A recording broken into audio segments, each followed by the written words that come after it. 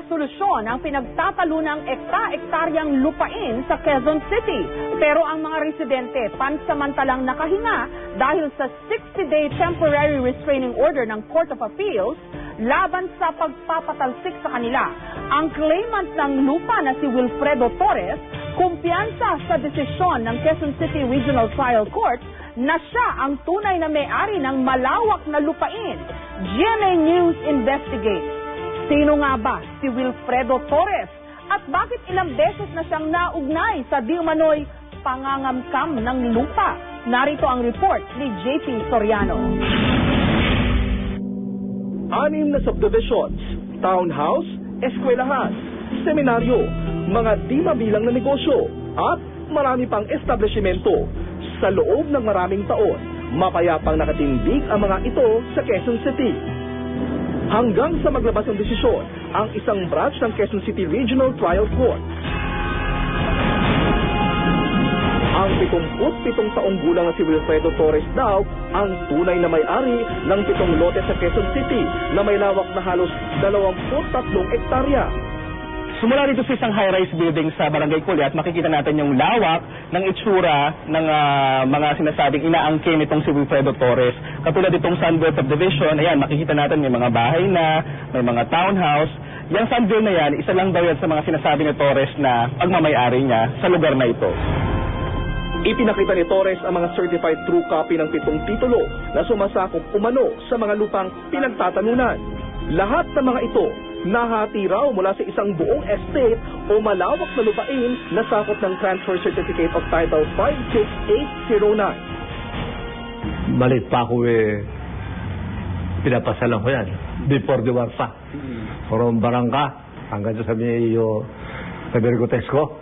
Amin dyan 1990 pa na magsampa ng kaso sa QCRTC Branch 224 si Torres para bawiin ang umano'y ibinentang lupa ng kanyang inang si Dominga Rojas Sumulong mula sa isang mag-asawang Manuel at Rosalina Alinio. Di raw nila nabayaran ng buo ang lupa kaya dapat raw itong ibalik sa kanyang pamilya. Noong 1996, ipinag-utos ng Korte sa Registry of Deeds na ilipat sa pangalan ni Torres ang mga titulo ng lupa. Hindi nakabayad ng Alinyo. Namatay siya ng 72. Bumalik na ako sa Pilipinas yun Ako na nagpatuloy sa administrator. At mula nga noong isang linggo, tumaas ang tensyon sa pagdating dito ng mga tauhan ni Torres. Nagulat na nga lang po ako ng kaming mga tiga-K-Bill ay napadala ng notisya mula sa City Assessor's Office. Sinasabing mag-issue ng panibagong tax declaration sa pangalan ni Wilfredo Torres. Lalabas na makakansela yung mga tax declaration namin. It's very disturbing, no? We have to do something even more than just defending our rights. How come the legal system would allow something like this to happen? Ito lang pinangahawakan namin. May titulo kami, di ba? Ang Land Registration Authority o LRA diskumpiyado sa mga titulong ginamit ni Torres bilang ebidensya sa korte. It does not appear that Mr. Wilfredo Torres paid real property tax on this questioned properties. You cannot show that you have been paying a real property tax. That can be used to question your ownership. Apparently, that property came from a spurious title. Sa kanila raw kasi pagsisiyasat, walang record ang TCT 56809 na siyang pinanggagalingan ng iba't ibang titulo ng pinagtatalunang lupa. Maging ang Registry of Deeds, wala rin kopya ng kontrobersyal na mother title. At may mga bakas pangaraw na dinoktor at peke ang titulo. Noong 2000, naglabas ng desisyon ng isa pang branch dito rin sa QCRTC na nagsasabing null and void na ito o wala ng bisa ang titulo. Kinatigan ng Court of Appeals noong 2004 ang naging desisyon ng Regional Trial Court Branch 79. Kaya katuwang ang Office of the Solicitor General, hinarang na ng LRA ang pagsasali ng ekta-ektaryang lupain sa pangalan ni Torres at kinakakansila pa ang mga titulong hawak niya. At batay pa sa record ng Housing and Urban Development Coordinating Council o HUDC, bilang mga hawak sa papel ang kaduda-duda kay Torres. Marami na nga siyang mga complaints against him. In fact, before he even claimed ownership over certain parcels of land in UP Diliman, which was already nullified.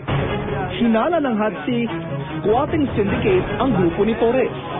Mula raw nang masunog ang Quezon City Hall, pati ang mga nakatagong titulo ng lupa doon noong 1988. Nagsisulputan ang mga gaya niya umanong pekeng claimant ng lupa. Is she a member or parang a leader of this so-called squatting syndicate? Well, those are part of the reports given to us by the PNP because squatting syndicates, talagang ang definition yan is that you're engaged in unlawful occupation of another person's property for income or for gain. But for this particular case, iba ito eh. Like I said, it pertains to a court case. All those by judicial means. May basis lahat. Ayon pa sa HADSI, maliban sa TCT 56809, ginagamit rin daw ni Torres hanggang kamakailan ang Spanish land title na Titulo de Propiedad 4136 para angkinin ang iba't ibang lupain sa Lucena City, Rizal, Quezon, Cavite, Muntinlupa at Taguig. Pero 1996 pa lang, idineklara na itong null and void ng Korte Suprema. Ang halos 7 hektaryang lupain ito sa sitio Painaan sa Rizal, halimbawa, minsan na inangkin daw ni Torres. Si Mr. Torres na sa formula ng paniniraan namin, nagpakilala siya na siya ang may-ari dito sa lupain ito. Tinanggap namin bilang siya ang may-ari, wala naman hiningi sa amin eh. Halos pare-pareho raw ang modus ng isang squatting syndicate. Una, hahanap ng bakanteng lupa o lote, magpo-produce ng peking titulo ng lupa, gagawa ng paraan para maipa-authenticate ito kasabwat ang korte at ibang ahensya ng gobyerno, maghahanap ng mga residente ng illegal settlers, maniningil ng pera sa mga pinatirang squatter kapalit ng peking deed of sale o certificate of occupancy hanggang sa lumabas na ang tunay na may-ari ng lupa at paalisin na ang mga squatter. Pag invited doon to it's either pinaparentahan niya dito sa mga taong ito or makikipag-dimandahan siya doon sa totoong may-ari. Harapin mo lang tayo squatter dito sa harapan ng Bisaya. Magtanong ka kung sino nagbayad sa akin kahit sa pera. Pag sinabi nagbayad sa akin, gano'n, sinungaling ko, harap po sa akin. Meron siyang hawak eh. Na Supreme Court eh, order eh, decision eh. Kasi kung yan land grabber yan, di matagal na sana nakakulong yan. Si Torres, 2 beses nang nakulong dahil sa mga kasong estafa at pamemeke ng dokumento. Una, noong panahon ni dating Pangulong Marcos na nagbigay sa kanya ng conditional pardon matapos ang halos 6 na taon sa piitan.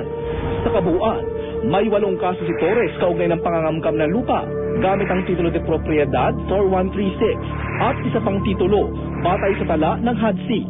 Guilty po ba kayo sa mga accusations? Pero, anong guilty? Sana ko na-guilty? No. Pinaninindigan niya ang mga pinangahawakang ebidensya na kanila ang lupa. Kaya sa mga di raw kumikilala sa kanyang titulo at pagmamayari, May dokumento ko, legal ako, may decision ako ng court. Paano ko makapag-decision kung bogus yung titulo mo? pero para sa mga apektadong residente, walang dapat aregluhin. Peki pala ang pinagmula nitong title ni Torres. Kaya hindi po makipag-ayos ang mga nasa sukupan kong mga kliyente sa cable. JP Storiano, GMA News.